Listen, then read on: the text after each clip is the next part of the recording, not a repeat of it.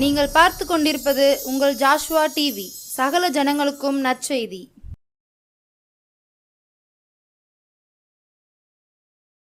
புது எண்ணெயால் புது பலத்தால் புதிய கிருபையால் என்னை நிரப்பும். அல்லேலூயா அல்லேலூயா அல்லேலூயா அல்லேலூயா அல்லேலூயா. Thank you lord. சோத்திரம். Thank you my master. பரலோக தந்தையே நன்றி சொல்கிறேன். அடிமை மறைத்து பேசுங்கப்பா. பிள்ளைகளுக்கு தேவையான வார்த்தையை பேசுங்க. எல்லாத்துக்கும் பிரயோஜனமாக இருக்கட்டும். அதிசயங்கள் நடக்கட்டும். இயேசுவின் நாமத்தை ஜெபிக்கிறோம் பிதாவே, ஆமென். அன்பான ஜோசுவா டிவி நேயர்களுக்கு இயேசுவின் நாமத்திலே நன்றி சொல்கிறேன். இந்த நல்ல நேரத்துக்காக நன்றி. Thank you Jesus. ஏசாயா தீர்க்கதரிசன புஸ்தகம் 25 அதிகாரம் 4 வசனம். கொடுமையானவர்களின் சீரல் மதிலை மோதி அடிக்கிற பெருவெள்ளத்தை போல் இருக்கையில் நீர் ஏழைகளுக்கு பலனும் நெருக்கப்படுகிற எளியவனுக்கு திடனும் பெருவெள்ளத்துக்கு தப்பும் அடைக்கலமும் வெயிலுக்கு ஒதுங்கும் நிழலும் ஆனீர். கொடுமையானவரின் சீரல் மதிலை மோதி அடிக்கிற பெருவெள்ளத்தை போல் இருக்கையில் ஆண்டவராய தெய்வம் எப்படி நமக்கு ஆறுதலாக இருக்கிறார். ஏழைகளுக்கு பலனாய் இருக்கிற தேவன்.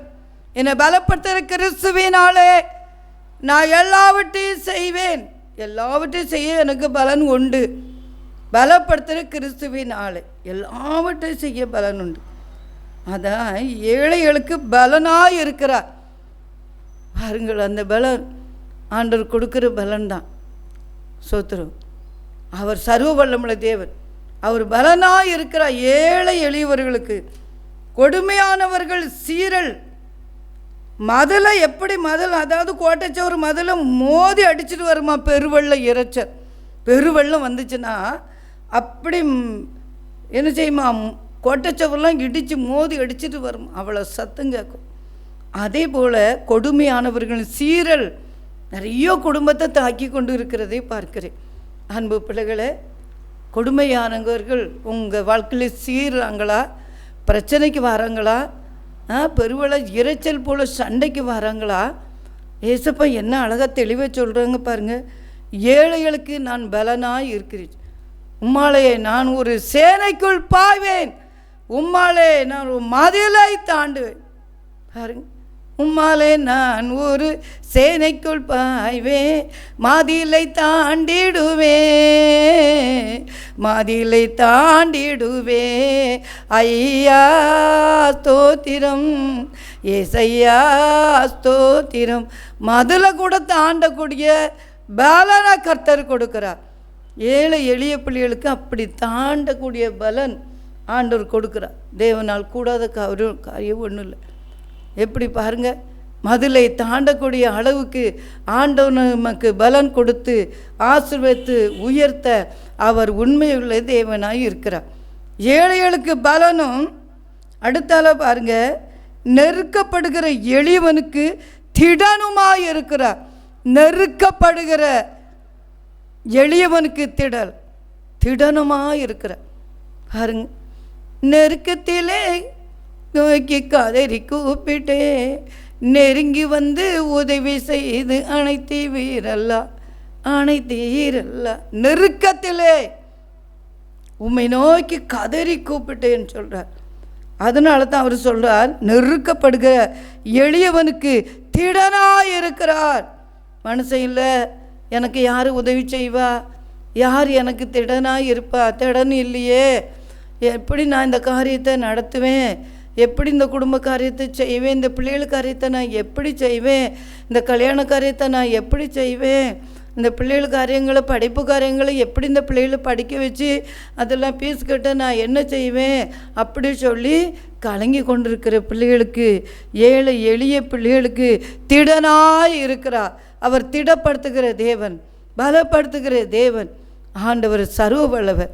பாருங்கள், thank you my lord, thank you my master, thank you my father. நன்றி சொல்கிறேன் ஏசப்பா. அல்லேலூயா. தேவக்கரன் நம்மோடு கூட வந்து அவர் அதிசயங்களை செய்கிற தேவனாய் இருக்கிறார். எளியவனுக்கு திடனாய் இருக்கிறார். பயப்படாதங்க அன்பு பிள்ளைகளே.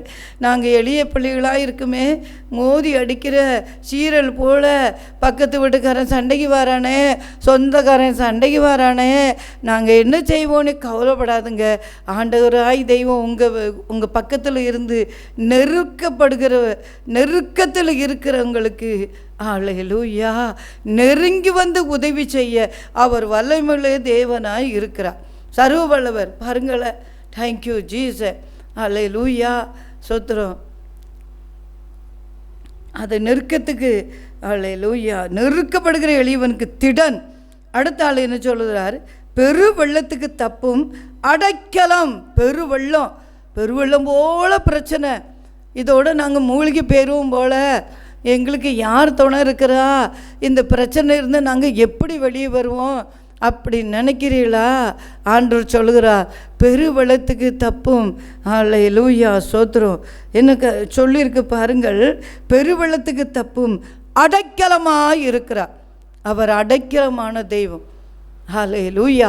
கோழி தன் குஞ்சுகளை கூட்டி சேர்ப்பது போல அப்போ நம்ம அடைக்கலத்துகளே பாதுகாக்கிறா.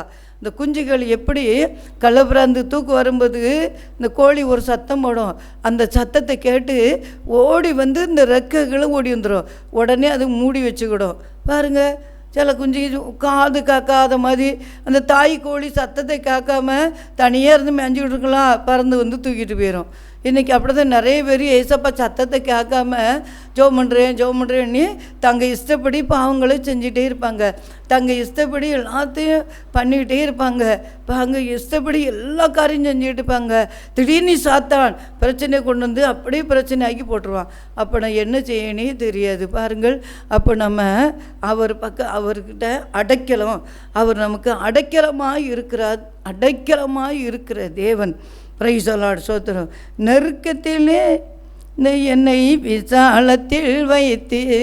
விசாலத்தில் வைத்தாரே, சேற்றிலிருந்து தூக்கி எடுத்து கண்மலை மே நிறுத்தினார். வல்லவரே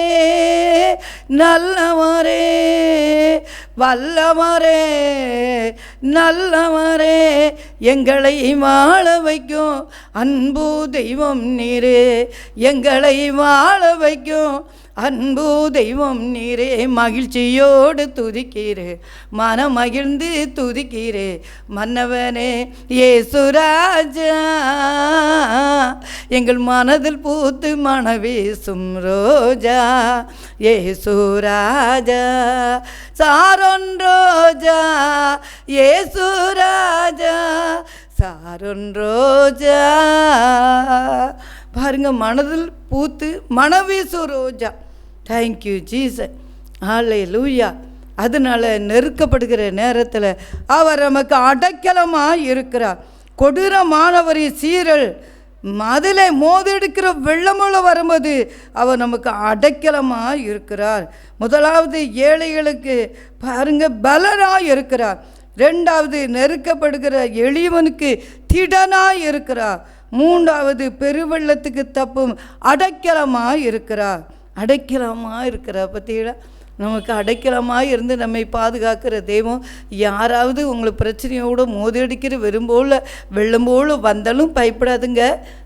கொடுமையானவர்கள் கொடுமை பண்ணி சீரப்பண்ணுனாங்க, பயப்படாங்க.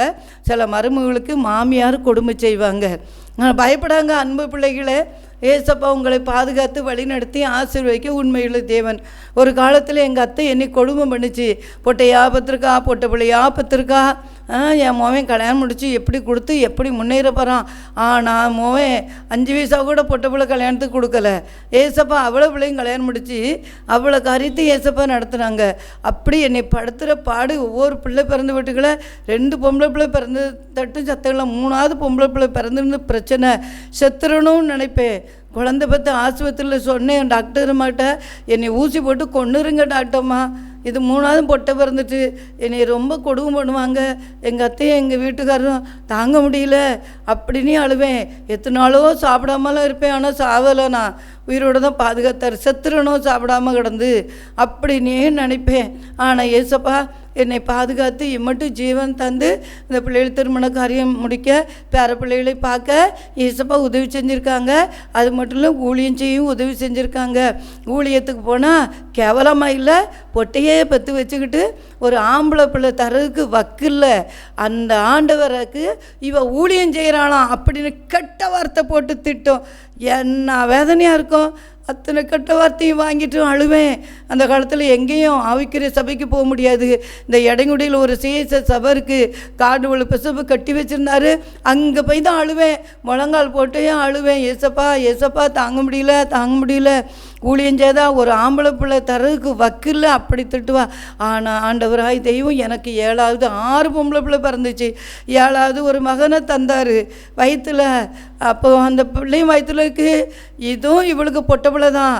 ஆமாம், இவளை அடித்து கொல்லுன்னு சொல்லிவிட்டா. ஒரு நாள் அடித்து விட்டாதோ எங்கள் வீட்டுக்காரர் ரொம்ப. அதனால கோயிலில் போய் அழுதேன். ஆண்டவரே, நான் செத்துறவனுக்கு இருக்கக்கூடாது. இந்த பிள்ளையா பொட்ட பிள்ளையா இருந்தா என்னை கொன்று விடாவா ஆண்டவரே, என்னையும் அழுதுகிட்டே இருக்கேன். அப்போ நான் அந்த ஆலயத்தில் ஒரு ஐயர் பார்த்துட்டே இருந்திருக்காரு. இந்த அம்மா ரொம்ப நேரம் அழுதுட்டுருக்கு, வயிற்று பிள்ளைக்காரி அப்படின்னு. நான் அழுது முடிச்சுட்டு ஜெபம் பண்ணிவிட்டு உட்கார்ந்த உடனே வந்தார். ஏம்மா அழுதுட்டுருக்கே, இந்த வயிற்று பிள்ளைக்காரி இப்படி அழக்கூடாது அப்படி சொன்னேன். இது எனக்கு 7வது பிள்ளை. இந்த பிள்ளை 6 பொம்பளை பிள்ளை பிறந்திருக்கு. இந்த பிள்ளையும் எனக்கு பொட்ட பிள்ளையாக பிறந்தா என்னைய கொன்னுருவாங்க 2 பேரும். எங்கள் வீட்டுக்காரர் என்னை அடிச்சு விட்டாரு, தாங்க முடியல. எங்கள் அத்தை சொல்லி கொடுக்கு அப்படின்னு நான் அழுதேன். பாருங்க, அவர் என்ன சொன்னார், இது உனக்கு ஆம்பளை பிள்ளை ஏசப்பா தருவார் கண்டிப்பாக. சாமணி பார்வையே நீ அண்ணால போல அழுதுகிட்டு இருக்கிறா. கண்ணீர், என் கண்ணீர் அந்த ஆலயத்தில் ஊற்றிட்டேன். ஆண்டவர் பார்த்தாரு. அண்ணாள் ஆலயத்தில் போய் அழுது தன் இதயத்தெல்லாம் ஊற்றிட்டா. அவளுக்கு ஆண்டவர் சாம் கொடுத்தாரு, சாமுவேலை கொடுத்தாருல. நீ சாமணி பேருவையே அப்படின்னு சொன்னார். கரெக்டாக எனக்கு நான் 7ஆம் மாதம் போய் அழுதேன். 9ஆம் மாதம் முடிஞ்ச உடனே எனக்கு ஆம்பளை பிள்ளை பிறந்துட்டு, அதனால சாமணி பேர் வச்சேன். ஏசப்பா அந்த மகனுக்கு கல்யாண காரியம் தடையாகவே இருந்துச்சு. ஏசப்பாட்ட அழுது ஜெபம் பண்ணிகிட்டே இருந்தேன். ஏசப்பா நீங்கள் தந்த பிள்ளை தானே, எத்தனை பொம்பளை பிள்ளைகளுக்கு வர பெத்தனை ஆண்டவர் தந்தையெல்லாம். ஆனால் கல்யாணம் லேட் ஆகிட்டே இருக்கேன் ஏசப்பா அப்படின்னு கேட்டேன். ஏசப்பா அந்த கல்யாண காரியம் ரெடி பண்ணி தந்திருக்காங்க. தேவனால் கூடாத காரியம் ஒன்றும் இல்லை. அன்பு பிள்ளைகளை எத்தனை பேரும் என்கிட்ட ஜோமனை சொல்லியிருக்காங்க, என் பிள்ளைக்கு கல்யாணத்துக்கு ரெடி பண்ணுங்க. என் பொம்பளை பிள்ளைக்கு பையங்க, நிறைய பையங்க வயசாகி 30 வயசுக்கு மேலே பையங்களாம் கல்யாணம் முடிக்காமல் இருக்காங்க. ஒரு வீட்டில் 35-40 வயசுக்கு பையன் இருக்காங்க. சொம்மனுங்கன்னு கேட்டுகிட்டே இருக்காங்க. ஈசப்பா யாரெல்லாம் என்கிட்ட அந்த பையங்களுக்கு ஜெபிக்கணும்னு சொன்னாங்களோ அந்த கல்யாண காரியம் நடத்தி கொடுங்க ஈசப்பான்னு ஜெபிச்சுட்டே இருக்கிறேன். உங்கள் வாழ்க்கையில் கூட உங்கள் பிள்ளைகளுக்கு திருமணம் முடியாமல் இருந்தால் கண்டிப்பாக ஈசப்பா அந்த தடைகள்லாம் இழுத்து போட்டு சீக்கிரமாக திருமண காரியங்கள் நடத்துவார். ஏன்னா மனுஷன் தனியாக இருப்பது நல்லதில், ஏற்ற துணை உருவாக்குவேன்னு சொல்லியிருக்கிறார். கண்டிப்பாக ஏற்ற துணை கர்த்தர் உருவாக்கி உங்களை ஆசீர்வதிக்கிற தேவன். அந்த மகிமையான தேவன் பெரியவர். கொடுமையானவர்கள் சீரல் பண்ணிக்கிட்டு இருக்கிறாங்களா, சண்டை போட்டுக்கிட்டே இருக்காங்களா, சண்டை பண்ணுறாங்களா, ஆண்டவர் பார்த்துட்டே இருக்கிறாரு. உங்களுக்கு அவர் பலனாக இருக்கிறார். பாருங்க, சோத்திரம். எளியவனுக்கு திடனாக இருக்கிறார். அடுத்தால பெருவெள்ளத்துக்கு தப்பும் அடைக்கலமாக இருக்கிறார். அடுத்தால எப்படி இருக்கிறார், வெயிலுக்கு ஒதுங்கும் நிழலாய் இருக்கிறார். எவ்வளோ பெரிய வெயில். இந்த நாட்களில் நிறைய வெயில் அடிக்குது பாருங்க. வெயிலில் அப்படியே காஞ்சி நடக்க முடியாமல் வருவோம். ஆனால் ஒரு நிழலை கண்டவுடனே எவ்வளோ சந்தோஷமாக இருக்கும். இந்த நிழலில் போய் உட்காந்துருவோம். அவ்வளோ அழகாக இருக்கும்.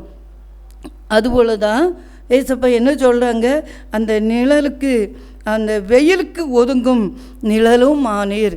இசப்பா நமக்கு நிழலாக வந்து நிற்பார். வெயில் நேரத்தில் நிழலாக இருப்பார். ஏன்னா இஸ்ரவேல் ஜனங்கள் வெயிலில் நடந்தாங்களா, அப்போ கொடையெல்லாம் கிடையாது. என்னை எத்தனை பேரை சொல்லுவாங்க, இந்த வெயிலுகளை அம்மா நீங்கள் ஒரு கொடை கொண்டு வந்தானே இந்த வெயில்களை நடக்கிங்களே அப்படின்னு சொல்லுவாங்க. நான் சொன்னேன், இஸ்ரவேல் ஜனங்கள் வெயிலில் தானே நடந்தாங்க, கொடையை வச்சுட்டா நடந்தாங்க, வனாந்தரத்தில் நடந்தாங்க. ஏசப்பா மேகஸ்தம்பமாக வந்தார்ல, அதேமாரி எனக்கு மேகஸ்தம்பம் கொடுப்பாரு, மேகஸ்தம்பமாக வருவாருன்னு சொல்லுவேன். கொஞ்ச நேரத்தில் அப்படியே மேகஸ்தம்பம் வரும். ஏசப்பா அப்படி எத்தனை நாளோ பாதுகாத்திருக்காரு. ஆண்டவர் சர்வவல்லமுள்ள தேவன். அன்பு பிள்ளைகளே, இப்போ வெயிலுக்கு ஒதுங்க, அந்த நிழலில் வந்தோடனே அப்படி ஒரு சந்தோஷமாக இருக்கும். வெயில் அடிச்சுன்னா அந்த பாடுகள், பிரச்சனை, உபத்திரம், அந்த கொடுமையானவர்கள் சீரல் நமக்கு வெயில் போல் இருக்கும். ஐயோ தாங்க முடியலையேன்னு சொல்லி. ஆனால் ஒரு நிழலை பார்த்தோடனே அப்படி ஒரு சந்தோஷம் நமக்கு கிடைக்கும்.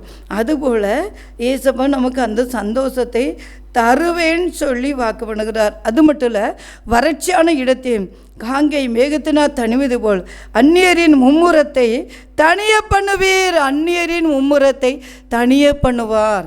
பாருங்க, தாவீது ஒரு முறையாக பெத்த பிள்ளை அவனே தாவீதுக்குறமாக எழும்பின்னு எவ்வளோ பிரச்சனை பாருங்கள். சோத்துரும். அந்த நேரத்தில் கூட ஆண்டவர் அவனை சரி பண்ணி கீழே தள்ளி அந்த ராஜாவை உயர்த்திக்கிட்டார். ஆண்டவர் அதிசயம் செய்கிறவர். அதனால் பாருங்கள், யார் உங்களுக்கு எதிராக வராங்களோ அவங்க கண்கள் முன்பாக ஆண்டவர் உங்களை உயர்த்துவே சொல்லி வாக்கு பண்ணுகிறார். சர்வ வல்லமுள்ள தேவன். ஹல்லேலூயா. பற்றியெல்லாம் சோத்துரும். பலவந்தரையும் 6 வாரம் தணிந்து போவோன்னு கத்த சொல்லுகிறார். ப்ரைஸ் எல்லாம் இவங்க 6 வாரமாக இருந்தாங்களோ அது எல்லாம் தணிஞ்சு போகும், அந்த பிரச்சனைலாம் தணிஞ்சு போகும்னு கத்த சொல்கிறா. பாருங்க, சேனைகளை கத்த இந்த மலையிலே சகல ஜனங்களுக்கு ஒரு விருந்தையை ஆயத்தப்படுத்துவார். அது கொடுமையான பதார்த்தங்களும் பழமையான திராட்சரசமும் ஊனும் நினமும் உள்ள பதார்த்தங்களும் தெளிந்த பழமையான திராட்சரசம் நிறைந்த விருந்தாகும்.